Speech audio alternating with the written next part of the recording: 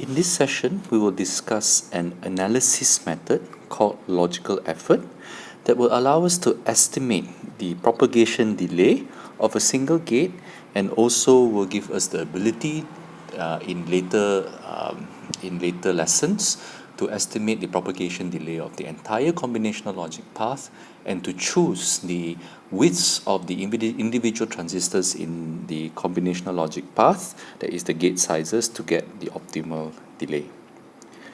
We begin by asking the question, how would we estimate the delay, the propagation delay, let's say, of a chain of two logic gates, two inverters like that? And this diagram actually shows the equivalent NMOS PMOS circuit of that.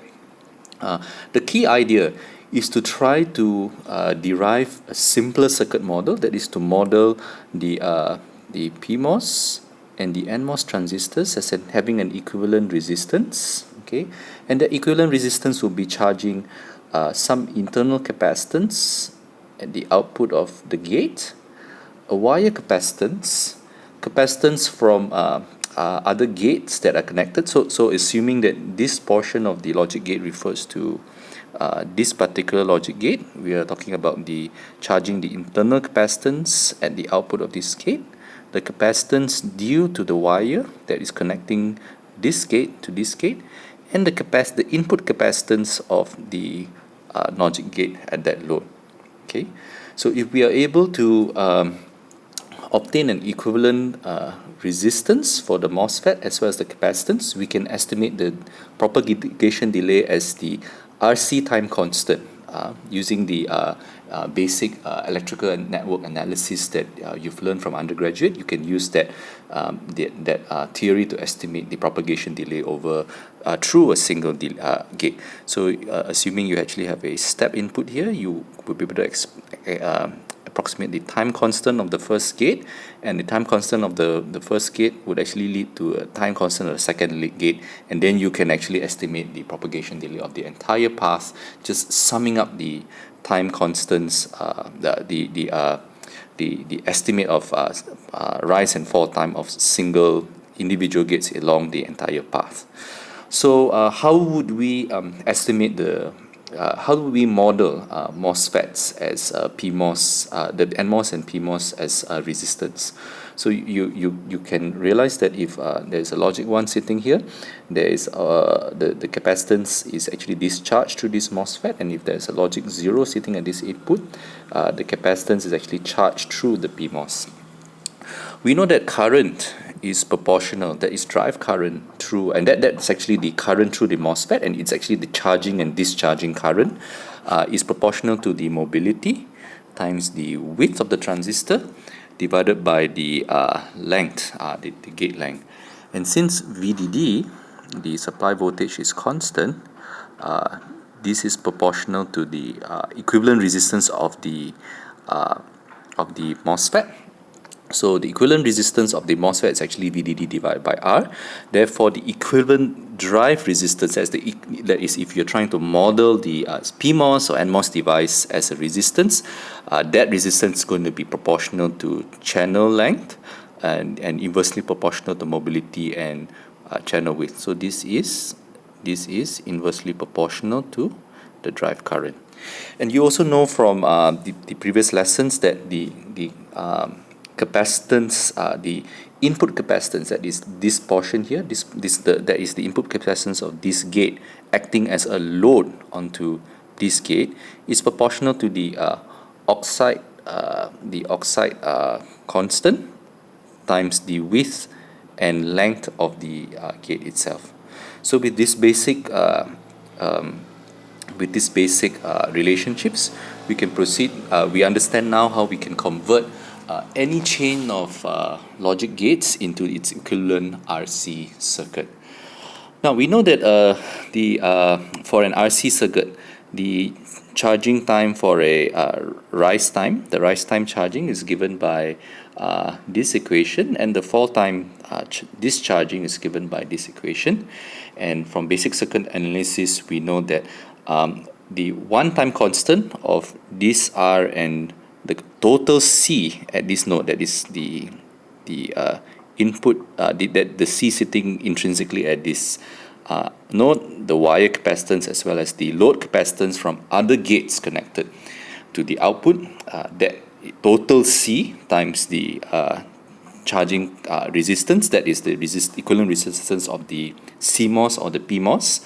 One RC constant would lead to actually a 69% change in the final value of the voltage. That is, if you're talking about moving from 0 to 50%, 69%, that would take one RC constant. And if you go through 2.3 RC constants, this will bring you to 90% of the change in voltage. That is, let's say from logic 1 up to like 90% of like 10% above the logic 0. Okay, so a reasonable estimate of the propagation delay, okay, is therefore some factor, let's call it beta times RC. Okay, so if we want just a 69% transition time, we use 1 RC, beta is 1. If you want a 90% final value, we use 2.3 RC. So propagation delay can actually be, of a single stage, can actually be estimated by the RC time constant times some kind of proportionality factor. So in the textbook, this proportionality factor is actually taken for a 50% transition. So assuming we have a 50% transition, and you have e to the minus of the propagation delay, TPD, over the RC constant. So you take ln 0.5 equals minus TPD. And this is actually equals to 0.69 TPD. So the textbook gives you TPD divided by RC. So the textbook actually gives you the propagation delay is actually, and 0.69 is actually equivalent to ln 2. So this is actually RC ln 2. Okay, so the textbook gives you this formula for propagation delay, where it's actually taking the transition time from 0 to 50% of the final value. But the key point here is you may, at your own desire, choose a different value of beta, whether it is ln 2 or it is 1 or it is 2.3 or some other value, but propagation delay is proportional to RC. Okay, that's the key point here.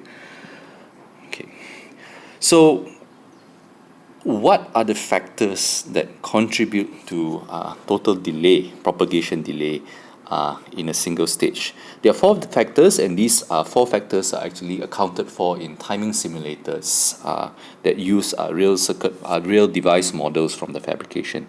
First, the first factor is actually the slope, the rise and fall time of the input. Okay, so if you have a very slow rise and fall time, that will dominate the delay and of the equation and if you have a very fast rise and fall time at the input, that will also shorten the delay.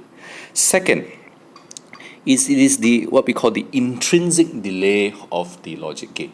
That is, assuming there is no load, there's no wires, there's no load at the output, what is the time it takes for that particular logic gate to actually transition? So this is called the intrinsic delay, DI. So the slope at the input, that's called ds. Okay. Third is the delay taken for this logic gate to charge the wire capacitance, right? Because there is a finite wire, the wire has capacitance, so that capacitance needs to be charged in order for you to convey the logic at this output of the gate to these inputs. And fourth, it is the time it takes to charge the individual input capacitances of all the logic gates connected to this wire, to this output of the gate, to the output of this gate through this wire. Okay, so that is the transition delay. DC refers to the charging of the wire. So the total propagation delay of a single stage is influenced by 4 factors. That is, how fast you can switch the input at the gate, how fast the gate itself can switch intrinsically, what is the contribution of delay of transferring that logic output through a wire, that is charging the wire, and what is the contribution of the propagation delay charging the actual input capacitance of the logic gates that are receiving that output from the preceding gate. And under the logical effort method or formalism, we are only analyzing the effect of the intrinsic delay as well as the delay due to the logic gates that are receiving this as their inputs. That is the next stage, logic gates. So logical effort does not consider the effect of slope, and in this simple presentation, we also are not considering the effect of wires, although logical effort as a method has been extended to take into account for wires, but in this particular session, we will not be considering the effect of wires. So the logical effort formalism models the delay as a linear process, okay, that has a contribution. So that's a delay that is has a contribution from the intrinsic delay. That is, if you're not connecting any load to the gate, what is the minimum, the fastest time that that gate itself can switch?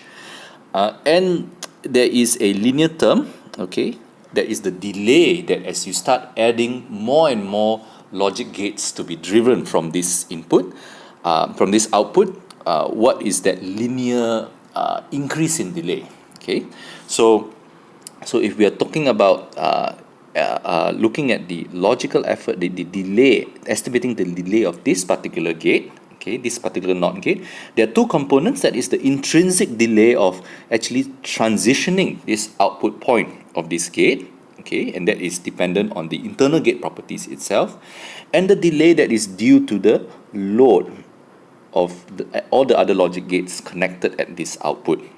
So if the fixed part would be actually be the intrinsic delay here. This refers to the parasitic delay, okay, and the linearly varying part is actually referring to the load here. So if you have one load, if you have actually one load, you actually have a delay that is here.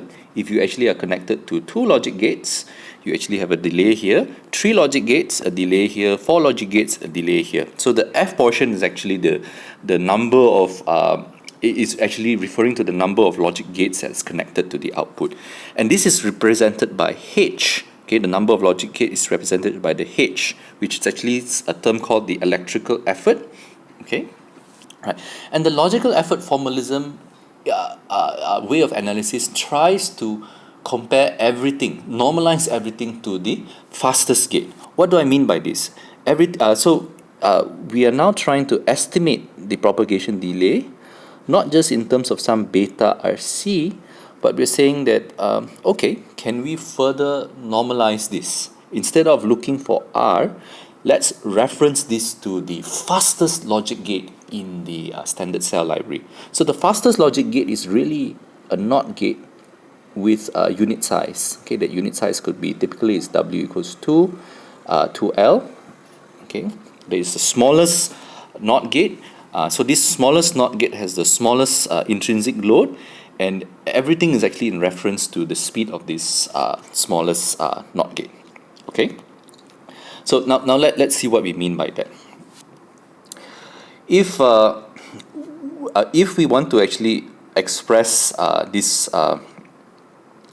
delay, we're talking about the delay of a single NOT gate here, and we are saying that, okay, there is a certain parasitic delay due to the intrinsic parasitic capacitance sitting at the output node. We'll discuss that a little bit later, but this is the delay to actually switch the gate itself.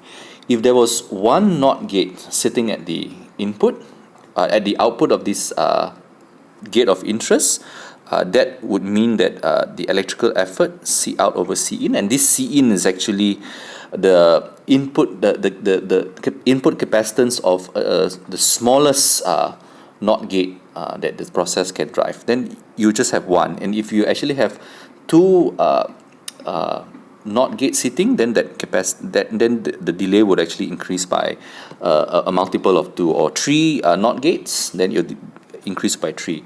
Or alternatively, instead of having multiple gates, if you were to design this particular load with twice the width, okay, that is, you call this twice the width, so maybe it's W4L. Okay, so if you actually have a single load at the output with twice the width, that would also give you a corresponding linear increase in the delay.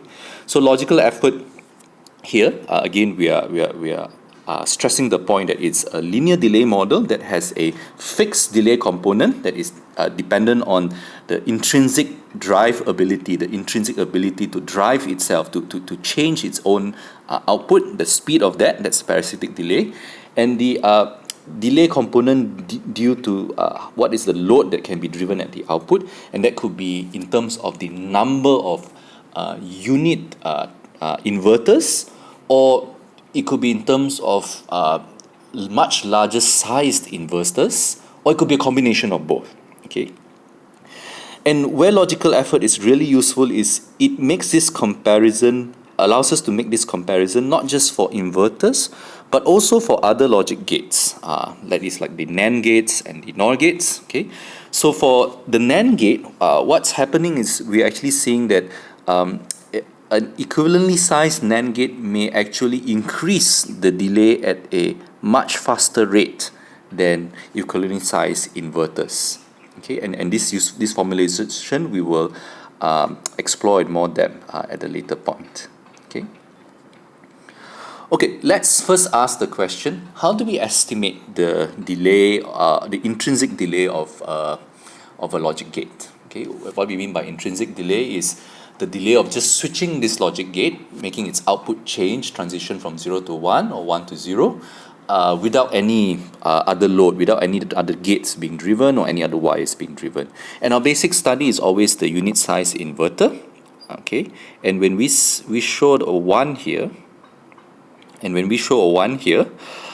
this 1 refers to a width of 1 of L. Okay, or it could actually be a width of 2L. It really depends on how you define it. But this 1 is the smallest width of a transistor. And when we are doing this comparison, we are trying to actually compare what is the speed of transitioning a logic gate when we size the logic gate equivalently. So what we mean by size the logic gate equivalently, we want to actually make the drive resistance, okay, of this logic gate, whether it's a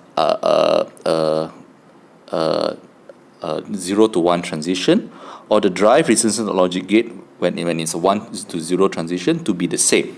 Okay, so we always take it as a reference a single NMOS and the drive resistance of a unit size single NMOS. Okay, so we know for a PMOS, this gives a specific RC constant. Okay, RC constant for a falling transition, 1 to 0 transition at the output. So we size the input, we size the PMOS for the rising transition to have the same speed as the falling transition of the NMOS. Okay, and we know that the mobility of PMOS is roughly half the mobility of the NMOS, right? Because the mobility of holes is actually roughly half the mobility of free electrons. Therefore, we need to size the PMOS to be twice the width in order to get the same effective resistance through the PMOS to make it the same as the effective resistance of the NMOS. Okay, so a unit size inverter actually has a PMOS which is twice the size of the NMOS, and if you look at the equivalent capacitance of the output, okay, that is the intrinsic parasitic capacitance, and that capacitance actually is coming from what we call the diffusion capacitance of the N wells or the P wells here, which you've studied in an earlier module.